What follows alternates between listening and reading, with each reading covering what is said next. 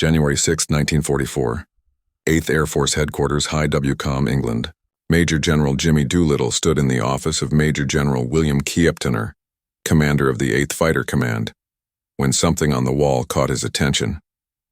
A sign hung prominently above Kieptener's desk, its message clear and simple. The first duty of 8th Air Force fighters is to bring the bombers back alive. Doolittle read it twice, then turned to Kieptener. That sign needs to come down, he said quietly. It is wrong. Within hours, a new sign replaced it. The first duty of 8th Air Force fighters is to destroy German fighters. This moment would mark one of the most consequential tactical decisions of World War II. A complete reversal of fighter doctrine that would shatter the Luftwaffe within weeks. What bomber crews initially called suicide and what some commanders labeled reckless would prove to be the strategic masterstroke that won air supremacy over Europe. The mathematics of aerial warfare were about to be rewritten not through technological innovation alone, but through one general's willingness to sacrifice doctrine for results. The crisis had been building for months. On October 14, 1943, 291 American B-17 bombers launched the second raid on Schweinfurt, deep in the heart of Germany. The target was critical ball-bearing plants that produced components essential for German war production. The Americans reached the target and dropped their bombs with devastating accuracy, but the cost was catastrophic. 60 bombers failed to return. Another 17 were damaged beyond repair. 600 men dead or missing in a single afternoon. American bomber crews faced odds that made completing a required 25-mission tour statistically unlikely. During the worst periods of 1942 and 1943, survival rates fell to between 25 and 35%. Lieutenant Robert Morgan, pilot of the famous Memphis Belle, one of the few crews to complete their tour, wrote in his diary that night, "We are being slaughtered. The fighters turn back at the German border and we fly on alone into hell. The forts protect themselves well, but it is not enough. We need the fighters to go all the way with us or we need to stop flying." The German fighters had developed devastatingly effective tactics. They would form up beyond the range of Allied escort fighters, then attack in mass formations. Head-on passes through bomber formations where closing speeds exceeded 600 mph gave American gunners mere seconds to react. Fighters equipped with 30mm cannons and air-to-air rockets could destroy a B-17 with a single hit. The problem was simple. American escort fighters P-38s and P-47 Thunderbolts lacked the range to accompany bombers to distant targets. Over Schweinfurt, the escorts had turned back 300 miles from the target.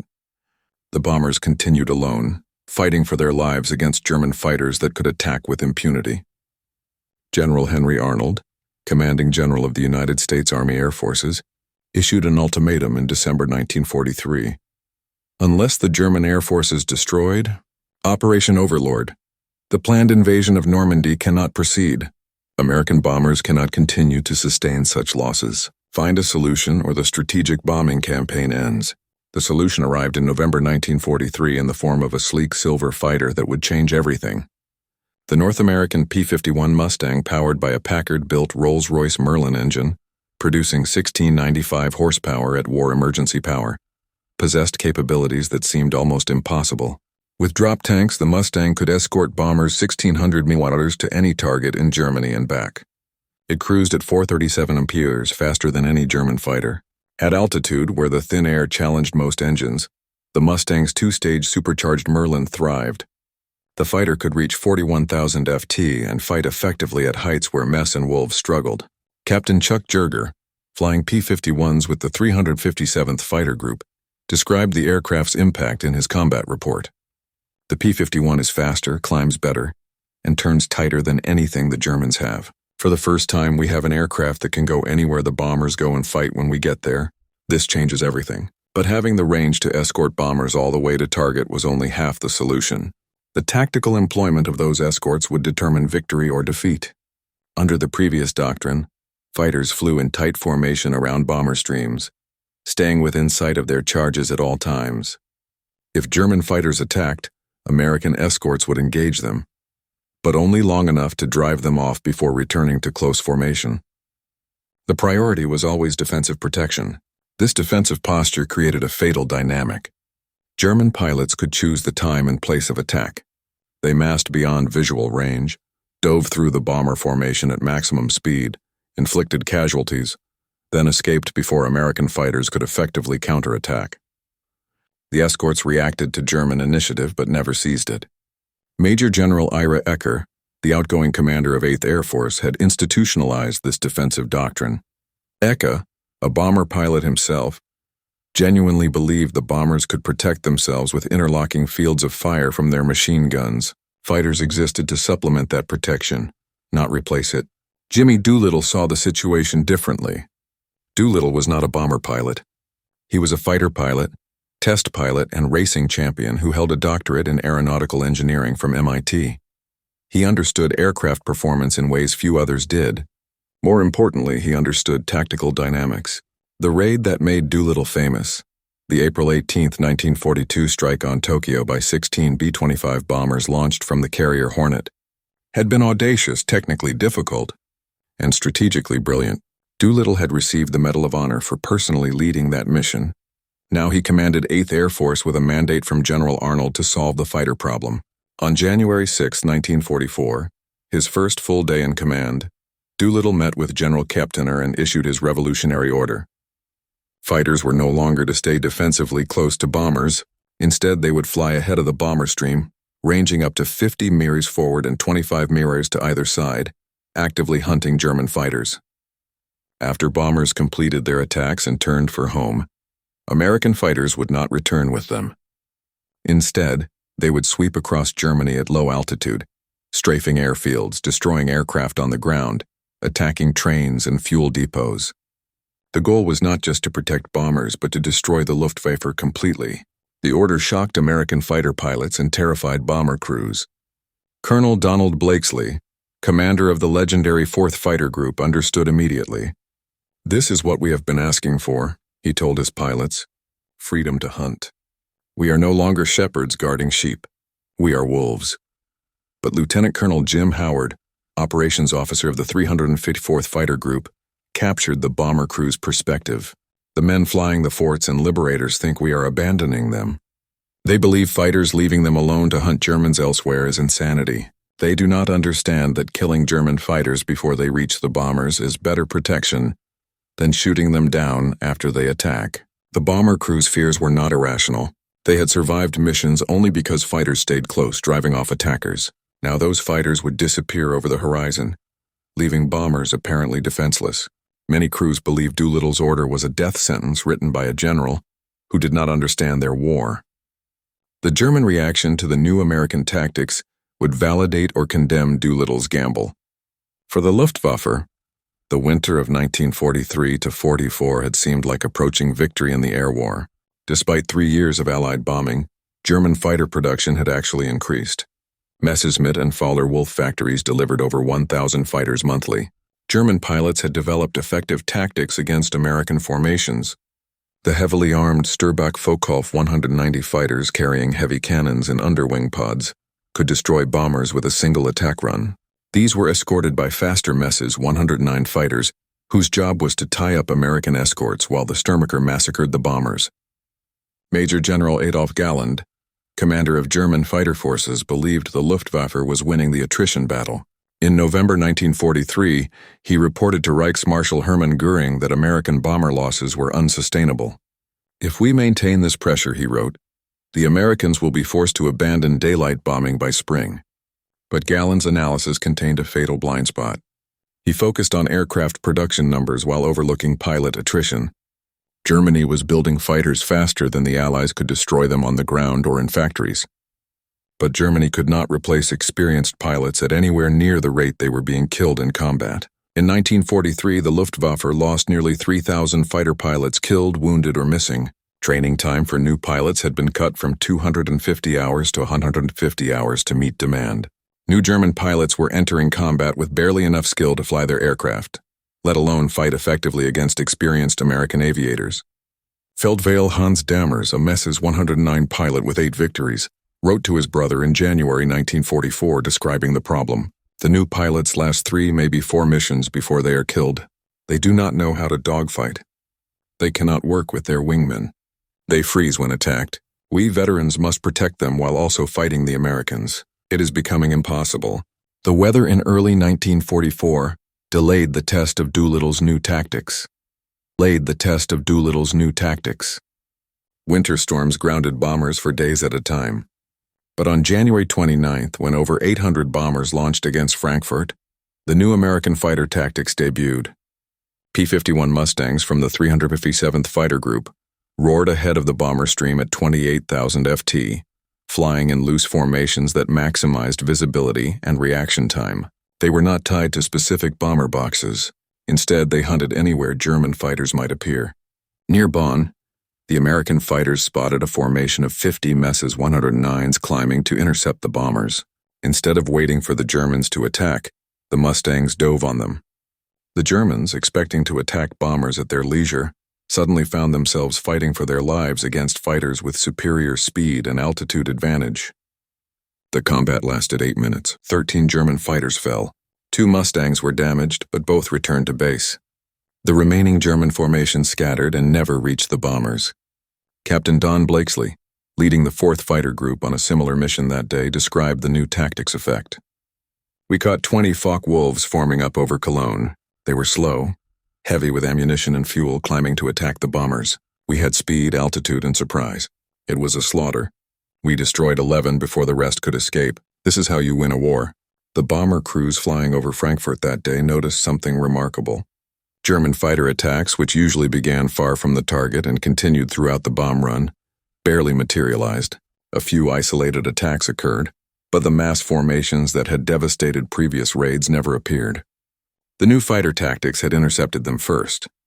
But the true test came in February 1944 with Operation Argument, soon known as Big Week. General Karl Spaatz, commanding United States Strategic Air Forces in Europe, designed the operation as bait.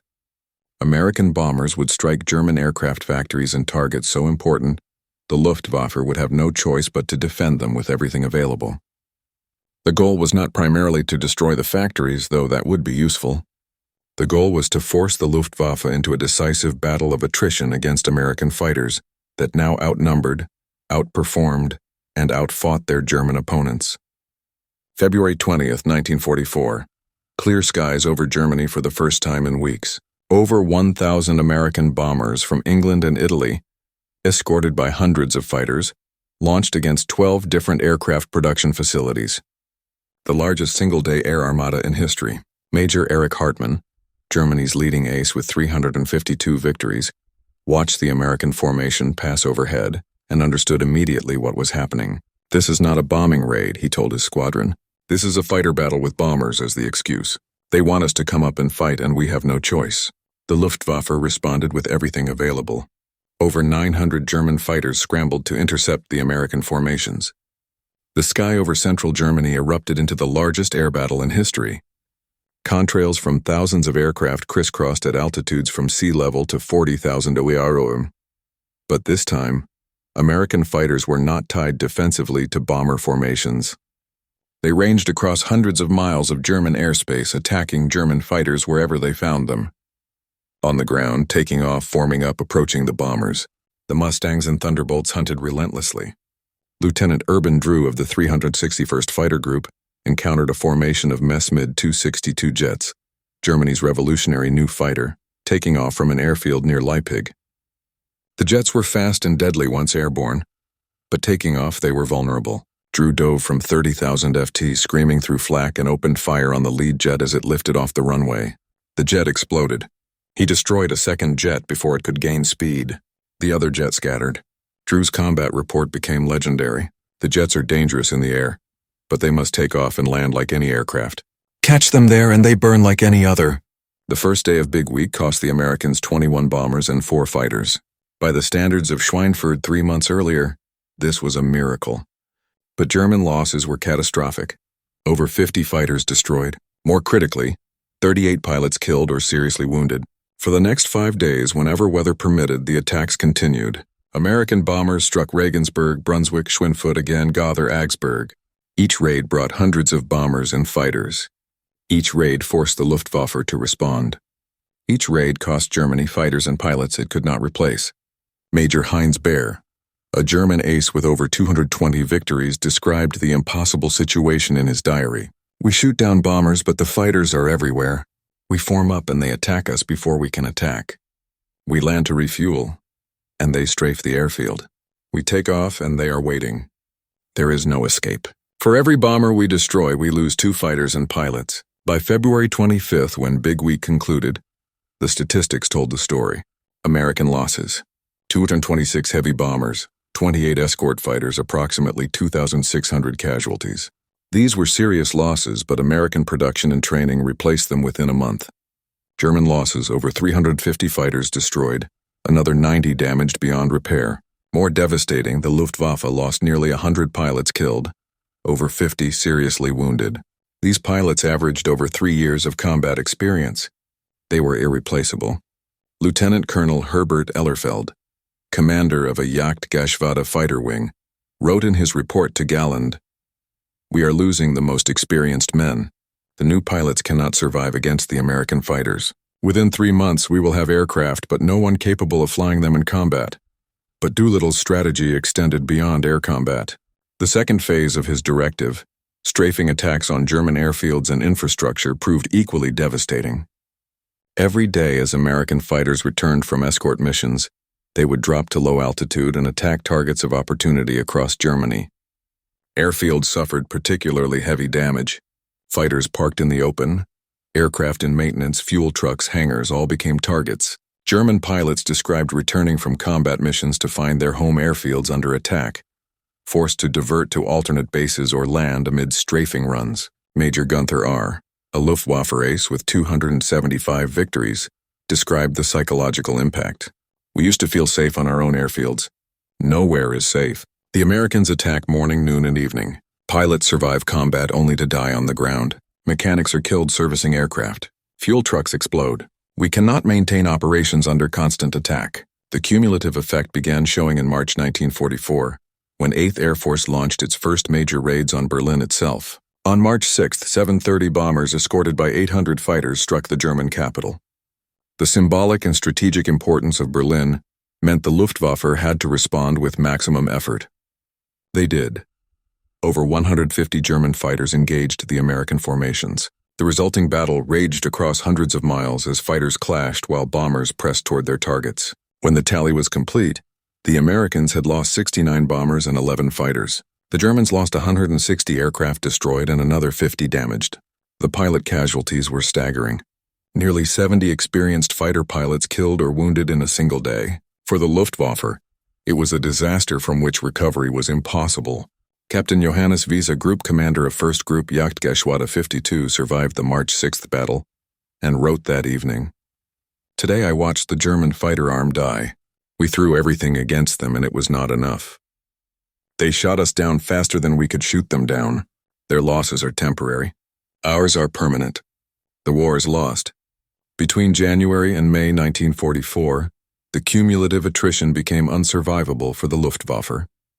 German fighter pilot losses exceeded 1,000 men killed, wounded, or missing. This represented nearly 1/4 of all fighter pilots available at the start of the period.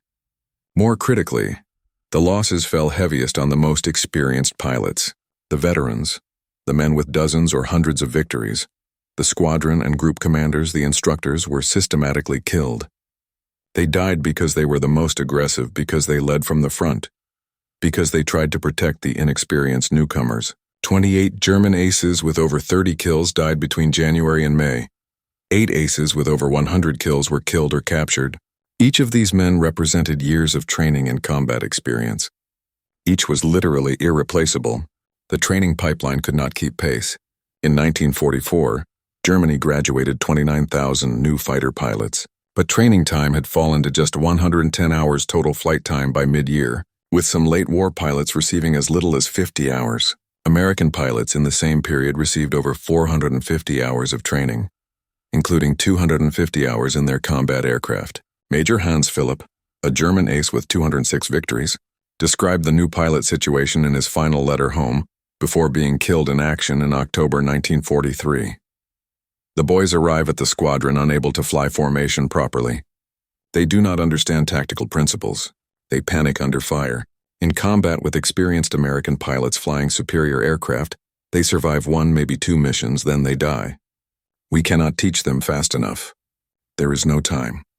The disparity in aircraft production told another part of the story. In the first 6 months of 1944, American factories produced over 22,000 fighter aircraft. German factories, despite dispersal efforts to evade bombing, produced 9,000 fighters. The numerical advantage alone was overwhelming, but the qualitative advantage made the disparity decisive. The P-51 Mustang was simply superior to the Messerschmitt 109 and Focke-Wulf 190 in most combat situations. It was faster, had better range, superior high-altitude performance, and equal or better maneuverability. Colonel Hubert Z. Kai, commanding the 56th Fighter Group flying P-47 Thunderbolts, noted the combined effect. We have more fighters, better trained pilots, better tactics, and unlimited fuel and ammunition. The Germans have brave men flying good aircraft they cannot keep supplied or properly maintained. Courage cannot overcome such disadvantage forever. By April 1944, the transformation was complete. German fighter strength measured in operational aircraft and pilots had fallen to less than 60% of January levels. More importantly, the quality of the force had declined catastrophically. The veteran formations that had savaged bomber raids in October 1943 no longer existed. The new Luftwaffe consisted largely of inexperienced pilots flying aircraft with insufficient fuel, inadequate ammunition, and minimal maintenance. They faced American formations that grew larger and more confident with each mission. On May 8, 1944, 8th Air Force dispatched nearly 900 bombers to attack oil refineries and marshalling yards across Germany. Over 750 escort fighters accompanied them. Not a single German fighter rose to intercept. The Luftwaffe for the first time conceded the sky without a fight. General Gallen reported to Goering that day. The fighter forces destroyed. We have aircraft but cannot fly them for lack of fuel. We have pilots but most cannot fight effectively. The Americans attack at will. We can no longer contest their air superiority. The strategic impact became clear on June 6, 1944 D-Day. Allied air forces flew over 14,000 sorties on the first day of the invasion. Luftwaffe fighters flew fewer than 300 sorties. The disparity allowed Allied ground attack aircraft to devastate German positions while bombers isolated the battlefield. Field Marshal Erwin Rommel, commanding German forces in France, sent an urgent message to his wife on June 10th. The enemy has complete air superiority. Our troops cannot move in daylight without being attacked. Our supplies cannot reach the front. Without air cover, we cannot hold the invasion beaches. The transformation from October 1943 to June 1944 was staggering. 6 months earlier, the Luftwaffe had seemed capable of bleeding the American bomber offensive to death. Now they were effectively extinct as a fighting force over Western Europe. The statistics of those crucial 6 months tell the story of systematic destruction. Between January and June 1944, the Luftwaffe lost over 2,500 fighter pilots, killed or seriously wounded in combat, over the Reich.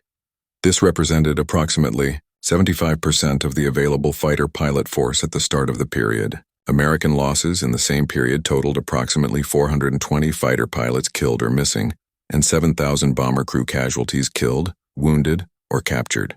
These losses were serious but sustainable, given American training capacity and aircraft production.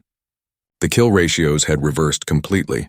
In October 1943, German fighters had been destroying American bombers at a rate of 20 for every German fighter lost. By May 1944, American fighters were destroying German fighters at a ratio of 4:1. But beyond the numbers, the psychological transformation was equally complete.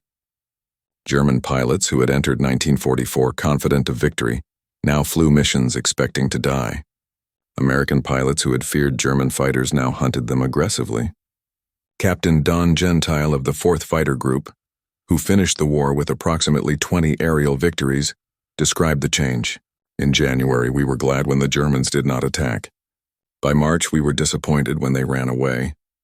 By May, we were frustrated because there were so few left to fight. The transformation was total. The success of Doolittle's strategy vindicated his gamble, but created an interesting historical irony. His decision, initially opposed by many bomber commanders as reckless abandonment, had actually saved the bombing campaign. By destroying German fighters before they could attack bombers, aggressive fighter tactics proved more protective than defensive escorts ever could be. General Spart acknowledged this in a June 1944 assessment. General Doolittle's decision to unleash the fighters was the decisive factor in winning air superiority. We destroyed more German fighters in 4 months than in the previous 2 years. The key was allowing fighters to hunt, rather than forcing them to defend. Major General Frederick Anderson, who had succeeded Ecker as commander of bomber operations, admitted his initial opposition had been wrong. I believed keeping fighters close to bombers was the only way to protect them. I was wrong. Killing enemy fighters before they attack is far more effective than killing them during attacks. General Doolittle understood this. I did not. The tactical revolution extended beyond doctrine to fundamentally changing how air warfare was conceived. Before Dittle's January directive, escort fighters were seen as supplements to bomber defensive armament. After Big Week, fighters were understood as the primary weapon for gaining air superiority, with bombers serving partly as bait to bring enemy fighters into battle. This understanding would shape Air Force doctrine for decades. The Korean War, Vietnam War, and every subsequent conflict would apply lessons from early 1944.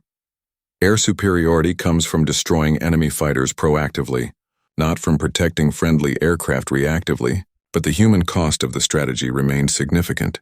Over 10,000 American airmen died in the skies over Europe in the first half of 1944. The bomber crews who flew missions day after day knowing each sortie might be their last showed extraordinary courage.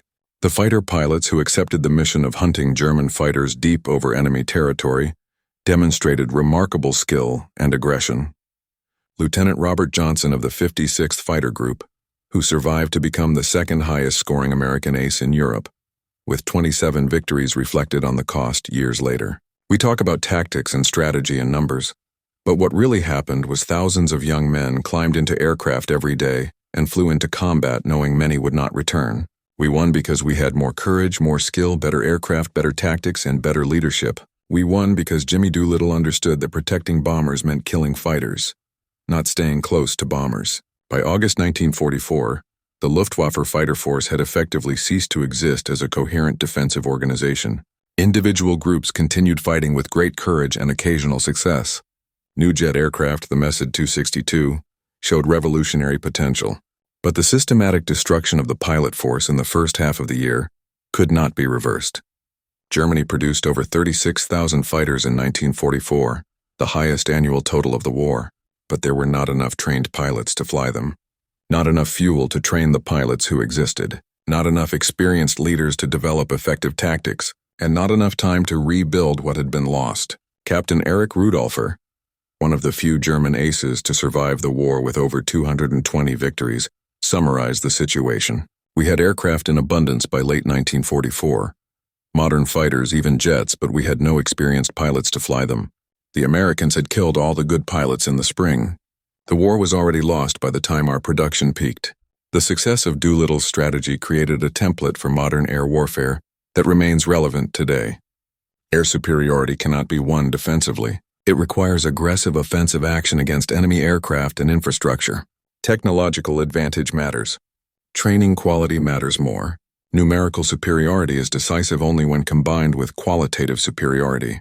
Perhaps most importantly, leadership willing to challenge conventional doctrine and accept risk can produce strategic results far exceeding incremental improvements to existing methods. Doolittle's decision to change the sign on Captainer's wall was not merely symbolic.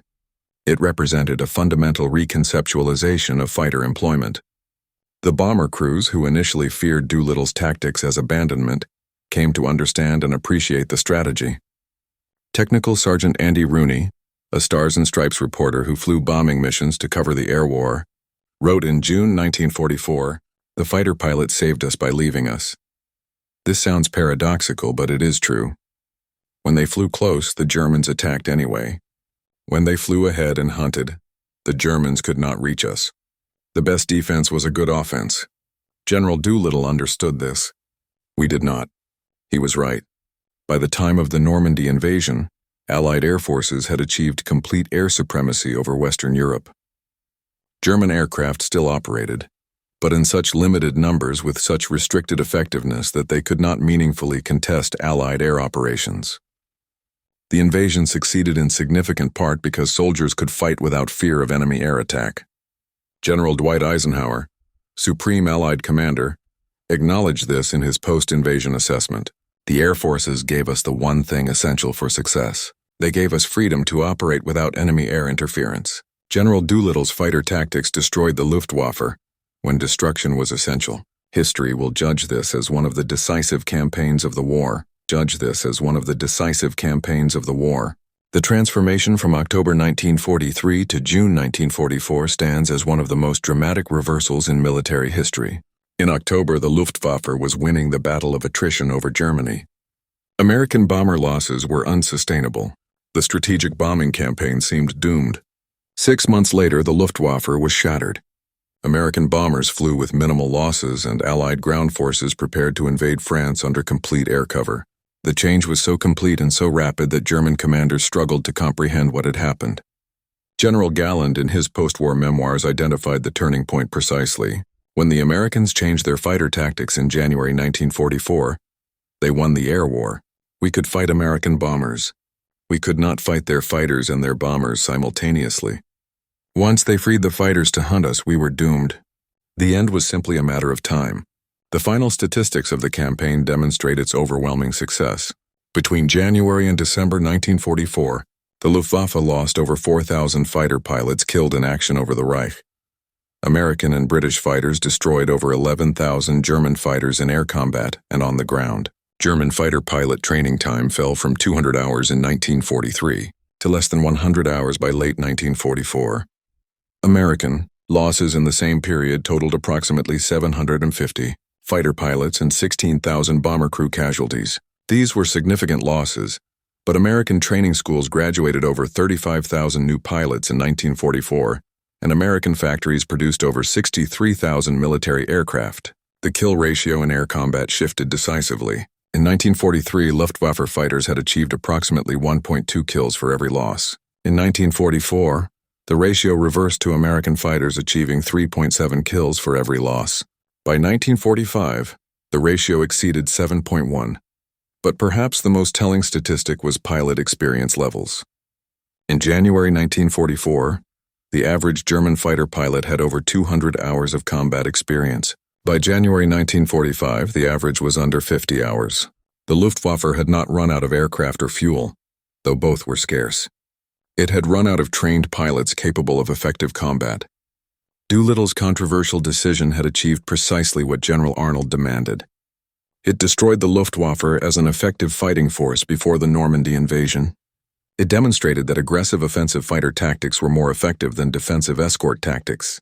It proved that winning air superiority required killing enemy fighters, not merely protecting friendly bombers. The human cost was high. Over 26,000 American airmen died in the skies over Europe during World War II. More fatalities than the entire United States Marine Corps suffered in the Pacific. The 8th Air Force alone suffered over 47,000 casualties. These men achieved air superiority through courage, skill, and sacrifice. For the German fighter pilots, the campaign was catastrophic. Thousands of young men, many still teenagers, climbed into cockpits knowing survival was unlikely. They fought with courage and skill against overwhelming odds until death claimed them. The aces, the veterans, the squadron leaders, nearly all died in combat or were captured. Few survived the war. Major Erich Hartmann, the war's leading ace with 352 victories, survived only because he fought primarily on the Eastern Front. After the war, he acknowledged what had happened in the West. The Americans destroyed the Jagdwaffe over Germany in 1944. They had better aircraft. More aircraft, better trained pilots, and superior tactics. We fought bravely, but we were overwhelmed. General Doolittle's strategy was brilliant. It cost us everything. In January 1944, when Doolittle ordered that sign changed in Kiap-Tainer's office, many believed it was madness. By June, it was recognized as genius. The first duty of fighters was indeed to destroy enemy fighters. Everything else followed from that principle. The Berlin raids, the destruction of German infrastructure, the protection of ground forces during the invasion, all became possible because American fighters had systematically destroyed the Luftwaffe in 4 months of intensive combat. What had seemed reckless proved to be the only path to victory.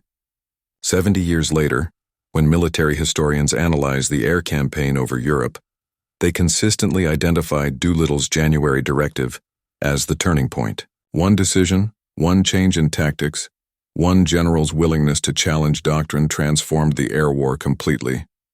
The bombers returned safely, not because fighters stayed close to them, but because fighters destroyed German fighters before they could attack.